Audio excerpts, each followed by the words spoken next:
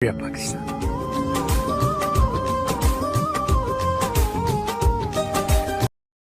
خواتین انسانی معاشرے کا ایک لازمی اور قابل احترام کردار ہے۔ جبکہ زمانہ جاہلیت میں ظہور اسلام سے قبل عرب معاشرے میں عورت کے لیے کوئی قابل ذکر حقوق نہ تھے، اسے پستی کے غار میں دھکیل دیا گیا تھا۔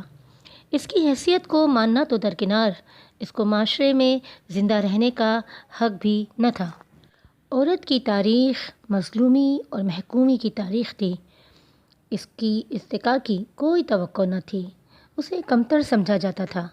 معاشرے میں عورت کا مقام و مرتبہ ناپسندیدہ تھا، وہ مظلوم اور ستائی ہوئی تھی۔ اسلام سے قبل بیٹی کی پیدائش کو ذلت اور رسوائی کا سبب قرار دیا جاتا اور بیٹی کو پیدا ہوتے ہی زندہ دفن کر دیا جاتا۔ اسلام نے عورت کو ذلت اور غلامی کی زندگی سے آزاد کرایا اور اسے حقیقی آزادی اور خود مختاری سے جینے کا حق دیا۔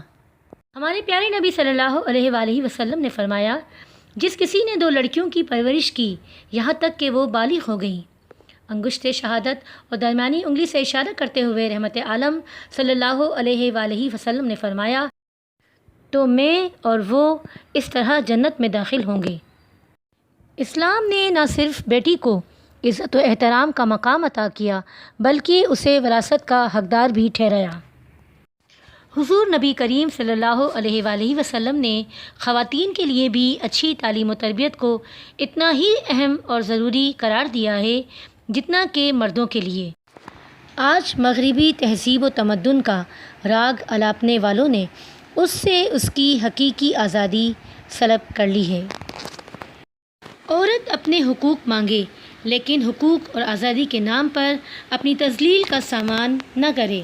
آج عورت مارچ کے ذریعے مغرب زدہ سوچ کی حامل خواتین میرا جسم میری مرضی کے نعرے کے ساتھ پیغام دنیا کو دینا چاہتی ہیں، وہ کسی طور بھی قابل تعریف نہیں ہے۔ ان خواتین کو چاہیے کہ وہ پہلے دین اسلام سے آگاہی حاصل کریں اور معاشرے کی بربادی کی تاریخ رقم کرنے سے گریز کریں۔